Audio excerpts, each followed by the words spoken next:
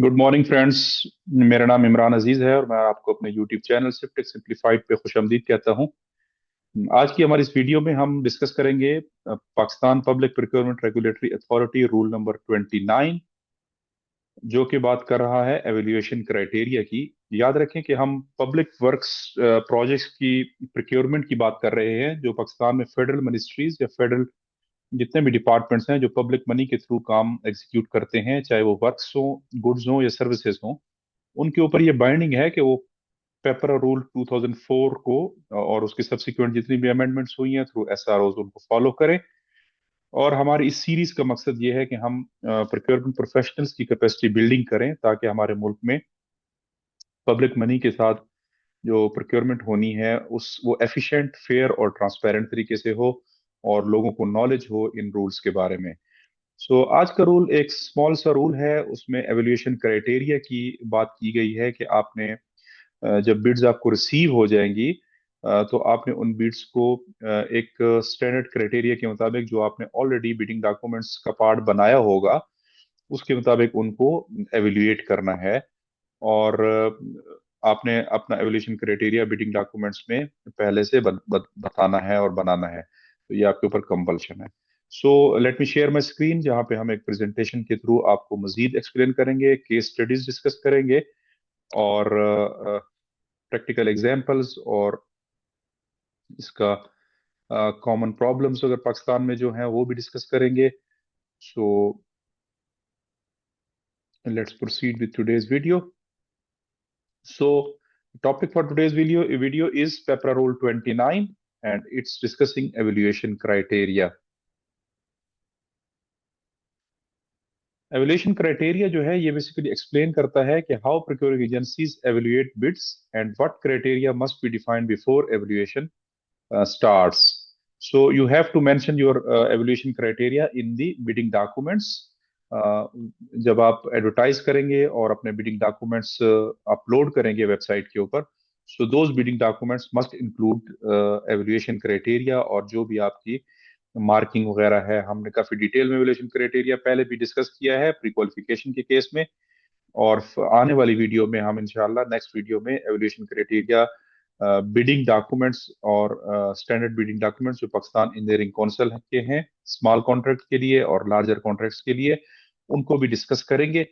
और हम आपको ये भी बताएंगे कि आपने बिड्स को एवेल्यूएट कैसे करना है, और एवेल्यूएशन क्राइटेरिया में मेन मेन क्या चैप्टर्स शामिल होते हैं या क्या क्लॉजेस शामिल होती हैं। तो आज की वीडियो इस हद तक है कि आपने बिडिंग डॉक्यूमेंट्स बनाते वक्त एवेल्यूएशन क्राइटेरिया का ख्याल रखना है कि वो उसमें एक्सक्लूड ना हो जाए, वो पहले से शामिल हो, और फिर जब आपने बिड्स रिसीव करनी है तो उनको खामखा आपने उसी एवेल्यूएशन क्राइटेरिया के ऊपर एवेल्यूएट करना है, ना ही कोई चीज आप बाद में लेटर ऑन ऐड कर सकते हैं, ना ही कोई क्लॉज उसमें से बाद में डिलीट कर सकते हैं।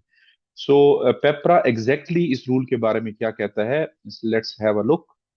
Procuring agencies shall formulate an appropriate evaluation criterion listing all the relevant information against which a bid is to be evaluated.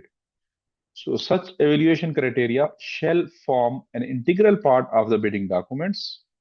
Failure to provide for an unambiguous evaluation criteria in the bidding documents shall amount to misprocurement. इस rule में सिर्फ total तीन किस्म की बातें की गई हैं कि एक तो एवेल्यूएशन क्राइटेरिया का बनाना प्रोक्योरिंग एजेंसीज के ऊपर बाइंडिंग करार दिया गया है। ऐसा एवेल्यूएशन क्राइटेरिया जिसमें तमाम इंफॉर्मेशन, उसके तमाम मार्किंग और उसकी स्कोरिंग वगैरह की ब्रेकअप वो ऑलरेडी आपने देना होगा। आपने पहले उसको बनाना है, जिस एवेल्यूएशन क्राइटेरिया के बेस पे फिर फर्दर आप जाके बिड्स को जज करेंगे या एवेल्यूएट करेंगे। दूसरा, जब आपने एवेल्यूएशन क्राइटेरिया बना लिया तो उसको आपने अपने बिडिंग डॉक्यूमेंट्स का हिस्सा बनाना है। ये उसका सेकंड पार्ट है रूल का। और थर्ड पार्ट में रूल ये कहता है कि अगर आपने एवेल्यूएशन क्राइटेरिया बनाया नहीं या बिडिंग डॉक्यूमेंट्स का पार्ट नहीं बनाया उसको, तो ये एक मिस प्रोक्योरमेंट की तरफ जाएगी बात। और अनएम्बिगुअस एवेल्यूएशन क्राइटेरिया अगर आपका मिसिंग है या एडेड नहीं है तो ये मिस प्रोक्योरमेंट कंसिडर होगा, उसके बगैर प्रोक्योरमेंट नहीं हो सकती। सो ये हमने ऑलरेडी डिस्कस कर लिया। देन हम देख लेते हैं कि why evaluation criteria is important, ये इसकी क्या अहमियत है और ये क्यों होना चाहिए। पर्पस इसका ये है कि ट्रांसपेरेंट और फेयर तरीके से आपकी बिडिंग एग्जीक्यूट हो और बिड्स को एवेल्युएट किया जा सके, और एप्पल टू एप्पल कंपैरिजन या बिड्स का कंपैरिजन जो है वो भी फेयरनेस के उसूल के तहत हो। इक्वल अपॉर्चुनिटी मिले तमाम बिडर्स को, कोई फेवरेटिज्म ना हो, ना ही कोई मैनिपुलेशन हो कॉन्ट्रैक्टर्स के एंड के ऊपर, ना ही कोई फेवरेटिज्म हो एजेंसीज के एंड के ऊपर। तमाम को इक्वल अपॉर्चुनिटीज मुयसर हों। इसलिए एवोल्यूशन क्राइटेरिया को पहले से बनाना और फिर उसको बिडिंग डॉक्यूमेंट्स के अंदर अपलोड करना ये मस्ट है। ऑब्जेक्टिव डिसीजन मेकिंग हो, आपने वेग कोई भी डिसीजंस नहीं देने, ना ही अंदाजों के बेस के ऊपर कोई स्कोर्स देने हैं कॉन्ट्रैक्टर्स को या नंबर्स देने हैं कि फॉर एग्जांपल एक्सपीरियंस के आपने 35 मार्क्स रखे हैं और आप किसी को 25 के ऊपर परखें और किसी को 30 के ऊपर परखें। तो इस तरह नहीं हो सकता, बल्कि पहले से आपने डिफाइन करना होगा कि मेरे इस टेंडर की प्रोक्योरमेंट में एक्सपीरियंस के इतने मार्क्स हैं और फिर फर्दर नंबर ऑफ प्रोजेक्ट्स के क्या है या नंबर ऑफ ईयर एक्सपीरियंस के क्या है, पर्सनल के क्या मार्क्स हैं, प्लांट्स एंड मशीनरी के क्या मार्क्स हैं। तो इस तरह की ये चीजें आपने पहले से डिफाइन करनी है। इसकी अहमियत इस तरह भी है कि अकाउंटेबिलिटी होती है आपके प्रोक्योरमेंट प्रोसेस की। आप और आपका जितना भी प्रोसेस है ये हमेशा अकाउंटेबल रहता है, कल को भी और उसके प्रोसेस के दौरान भी। कोई भी अगर पार्टी आपके एवेल्युएशन को चैलेंज करे और ऊपर से अथॉरिटी ने फिर उसके ऊपर डिसीजन देना हो, तो फर्स्ट ऑफ ऑल अथॉरिटी आपके एसबीडीज में से एवेल्युएशन क्राइटेरिया को सामने रखेगी। और या रिड्रेसल में अगर आप जा रहे हैं डिस्प्यूट रिड्रेसल में, तो वहां पे भी एवेल्युएशन क्राइटेरिया को सामने रख के आपकी एवेल्युएशन शीट को वेरीफाई किया जाएगा या देखा जाएगा। सो अकाउंटेबिलिटी जो है वो इंश्योर होती है एवेल्युएशन क्राइटेरिया से और उसको पब्लिश करने से। What evaluation criteria may include, उसके अंदर क्या क्या शामिल होना चाहिए एवेल्युएशन क्राइटेरिया में। टिपिकली इसके तीन पोर्शन होते हैं मुख्तलिफ फैक्टर्स की बुनियाद के ऊपर। पहला है टेक्निकल। टेक्निकल के कुछ अपने मार्क्स होंगे, कंप्लाइंस विद स्पेसिफिकेशंस, कॉन्ट्रैक्टर ने जो बिड दी है वो क्या किस स्पेसिफिकेशंस के साथ कंप्लाइंट करेगी, कॉन्ट्रैक्टर का एक्सपीरियंस क्या है, इक्विपमेंट मशीनरी पर्सनल वगैरह, ये कितने कितने मार्क्स देने हैं, ये सारी चीजें टेक्निकल एवल्यूएशन के अंदर आता है या टेक्निकल फैक्टर के अंदर आता है। देन उसके बाद सेकंड है फाइनेंशियल फैक्टर्स। बिड प्राइस क्या है उसकी, ऑफर बिड जो है वो कितनी ऊपर है कितनी बिलो है आपके इंजीनियर एस्टिमेट से। सेकेंडली फाइनेंशियल में उसकी अपनी कैपेसिटी आती है, बिड बिड बॉन्ड वगैरह, और या उसकी अपनी जितनी भी कैश फ्लोज वगैरह है, उसके ऑडिटेड स्टेटमेंट्स हैं, एसेट्स एंड लाइबिलिटीज वगैरह जो है, ये सारी चीजें उसके अंदर आती हैं फाइनेंशियल कंपोनेंट में।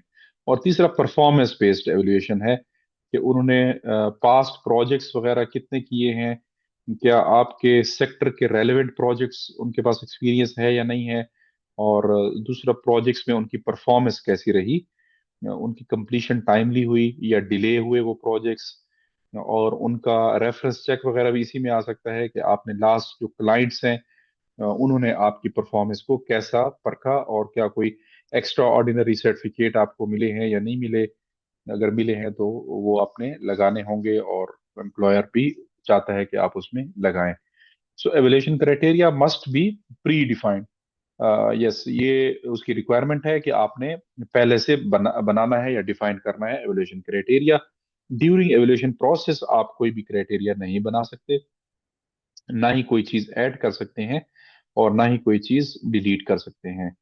ये काफी इंपॉर्टेंट रूल है और क्लियरली रिटन होना चाहिए एवेल्यूशन क्राइटेरिया आपका, और इंक्लूड होना चाहिए बिडिंग डॉक्यूमेंट्स में, और ताकि तमाम बिडर्स को पहले से पता हो, प्री डिफाइंड होना चाहिए, ताकि वो अपनी बिड जब सबमिट करे तो आपके क्राइटेरिया के मुताबिक ही वो उस कंपोनेंट को उतनी ही वेटेज दें कि टेक्निकल के आपने अगर कितने नंबर रखे हुए हैं उस हिसाब से वो अपनी टेक्निकल डॉक्यूमेंटेशन इंश्योर करें। So similarly, same goes on for financial and then performance.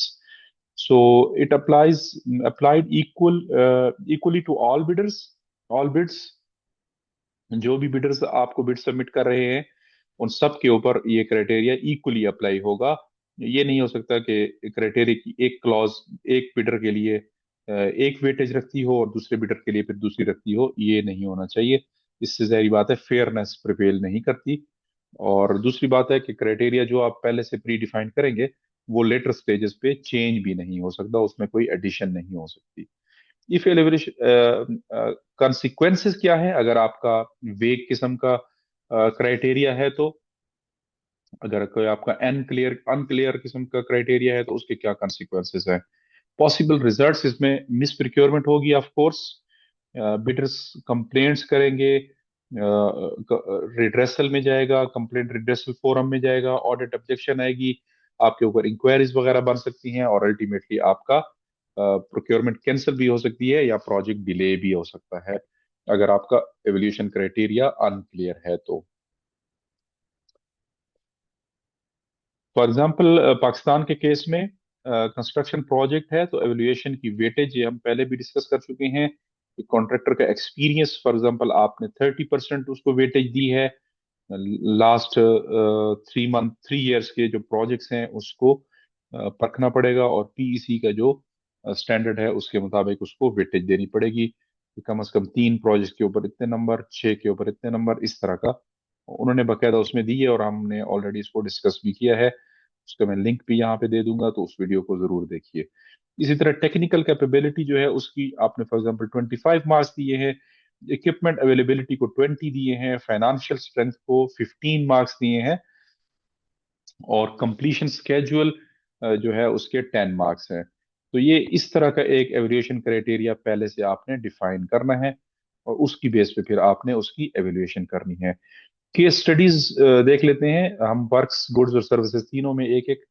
For example works के केस में रोड कंस्ट्रक्शन का कोई प्रोजेक्ट है सीएनडब्ल्यू डिपार्टमेंट का, सो ये वर्क्स के अंदर आता है और इसका एवेल्यूएशन क्राइटेरिया में आपने बिड प्राइस को मद्देनजर रखना है, कॉन्ट्रैक्टर एक्सपीरियंस के मार्क्स देने हैं, इक्विपमेंट अवेलेबिलिटी को देखना है, उसके अपने बैचिंग प्लांट्स वगैरह हैं, असफाल्ट प्लांट वगैरह हैं या नहीं है और कितनी कैपेसिटी के हैं, रोलर्स वगैरह हैं उसमें, उनके पास कंपैक्शन के लिए ग्रेडर्स वगैरह हैं, एक्सकवेटर्स वगैरह हैं, किस किस्म की अर्थवर्क की मशीनरी उनके पास है या वो अपनी है या रेंटेड है, तो जो भी है उसमें अपने उसके मार्क्स होंगे। की टेक्निकल पर्सनल्स वगैरह के मार्क्स होंगे, प्रोजेक्ट कंप्लीशन स्केड्यूल के भी अपने ही मार्क्स होंगे।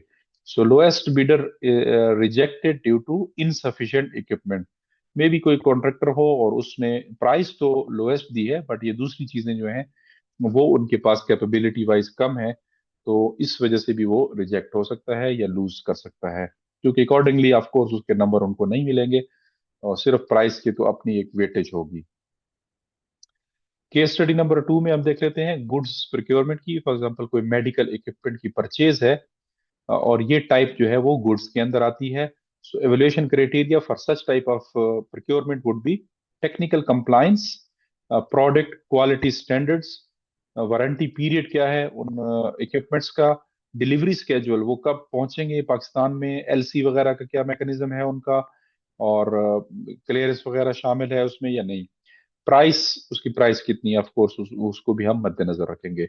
सो the result was bid rejected due to non compliance with technical specification which is most important in case of health equipments या मेडिको लीगल इक्विपमेंट जो है, इलेक्ट्रोमेडिकल इक्विपमेंट के लिए टेक्निकल स्पेसिफिकेशन जो है वो मोस्ट इंपॉर्टेंट है। सो समटाइम्स अगर उसकी बिड प्राइस जस्टिफाइड भी है और उसकी स्पेसिफिकेशंस लूज हैं या कम है आपकी रिक्वायरमेंट से, तो उस केसेस में भी उसकी बिड रिजेक्ट की जा सकती है। और तीसरा है सर्विसेज के केस में, फॉर एग्जांपल कोई कंसल्टेंसी इंजीनियरिंग सुपरविजन का कोई कॉन्ट्रैक्ट है और सर्विसेज के अंडर आता है, तो उस केस में आपने उस फर्म का एक्सपीरियंस देखना है, क्वालिफिकेशन ऑफ एक्सपर्ट्स देखना है, मेथडोलॉजी, पास्ट प्रोजेक्ट परफॉर्मेंस और एग्जैक्टली उसकी फाइनेंशियल प्रपोजल भी आपने देखनी है। So consultants selected based on combined technical and financial evaluation दोनों की बेस के ऊपर आपने कंसल्टेंट को सिलेक्ट करना है।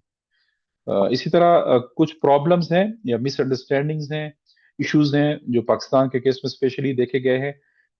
Common procurement issues, evolution criteria unclear होता है या वेग होता है, ये एक कॉमन इशू है और कॉमन प्रैक्टिस है और बैड प्रैक्टिस है।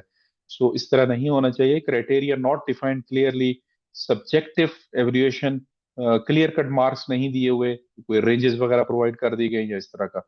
सो फेवरेटिज्म एलिगेशंस ये भी लगते हैं, और पुअर डॉक्यूमेंटेशन की वजह से भी अक्सर लोग मार खा जाते हैं कि वो, और वो प्रॉब्लम बनता है, आखिर पे डिलेस की तरफ चीज जाती है।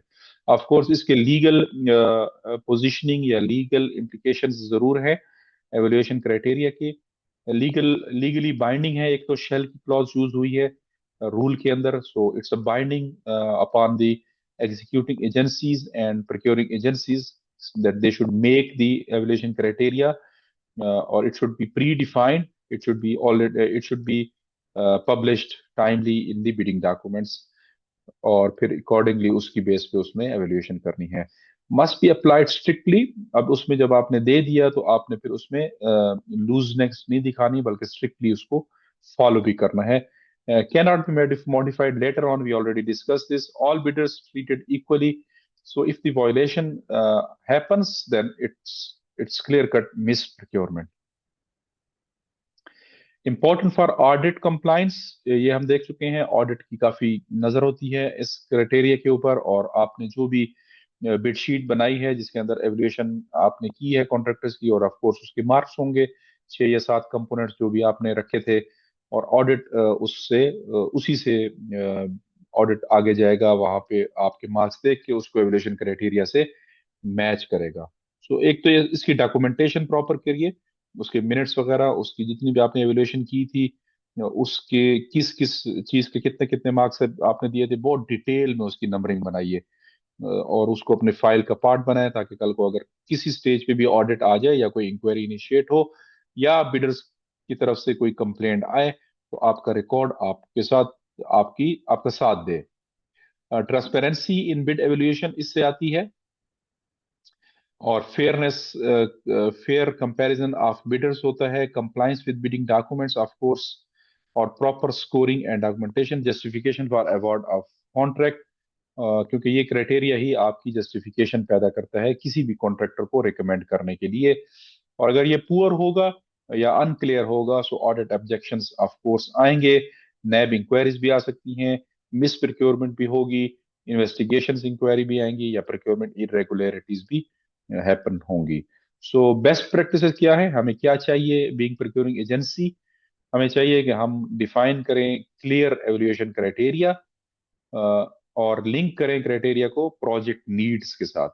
ये नहीं हो सकता कि आपका प्रोजेक्ट फॉर एग्जांपल बिल्डिंग का है और आप मांगते फिरें या अवार्ड करते फिरें रोड्स के मार्क्स ज्यादा।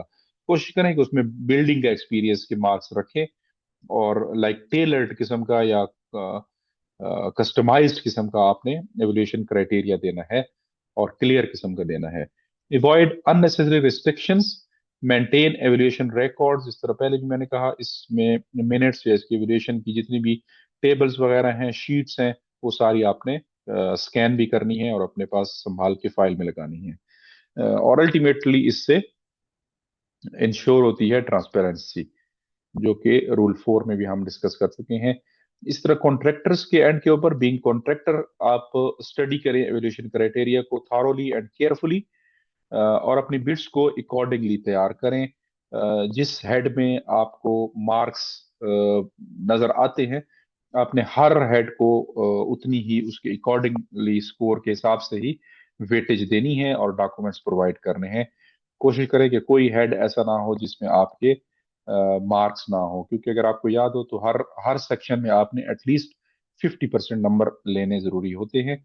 सो प्रोवाइड सपोर्टिंग डॉक्यूमेंट्स, उसके अगर आपने एक्सपीरियंस लिया है तो उसके साथ सपोर्टिंग डॉक्यूमेंट लगाइए, अगर आपने परफॉर्मेंस क्लेम की है तो उसके साथ भी सपोर्टिंग डॉक्यूमेंट्स लगाइए, अगर आपने कोई इक्विपमेंट के को क्लेम किया है या मेंशन किया है अपनी प्रपोजल में, तो उसके ओनरशिप या लीजिंग डॉक्यूमेंट्स जो भी आपने लगाने हैं वो लगाएं, उसकी कैपेसिटी इंश्योर करने के डॉक्यूमेंट्स भी लगाएं, पिक्चर्स लगानी है तो वो भी लगा सकते हैं।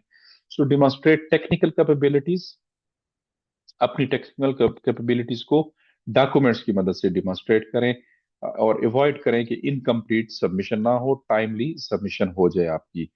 रोल ऑफ एवल्यूएशन कमेटी, ये काफी इंपॉर्टेंट है क्योंकि एवल्यूएशन कमेटी जो है उसने ही जाके फिर इसके अगली स्टेप में भी हम डिस्कस करेंगे कि उसने जाके इसी क्राइटेरिया की बेस के ऊपर आपकी बिड्स को एवेल्युएट करना है। सो एवल्यूएशन कमेटी रिस्पॉन्सिबिलिटीज में आता है कि वो फॉलो करें एवल्यूएशन क्राइटेरिया स्ट्रिक्टली। एक तो बिडिंग डॉक्यूमेंट्स के पार्ट पे भी देख लें कि वो उन्होंने डाला था कि नहीं डाला था, उसको भी इंश्योर करें। और फिर जब एवल्यूएशन का टाइम आ जाए तो आपने उसको स्ट्रिक्टली फॉलो करना है। जितने परसेंट नंबर्स, जितने जितने प्रोजेक्ट्स के दिए हुए हैं क्राइटेरिया में, उसके हिसाब से आपने अवॉइड करने हैं। अवॉइड पर्सनल डिस्क्रिशन, कोई अपनी तरफ से चीजें ऐड ऑन ना करें या एक्स्ट्रा मार्क्स वगैरह ना दें। जितने क्राइटेरिया अलाउ करता है उस हिसाब से मार्किंग करें। मेंटेन ट्रांसपेरेंसी, फेयरनेस और ट्रांसपेरेंसी को हाथ से ना जाने दें।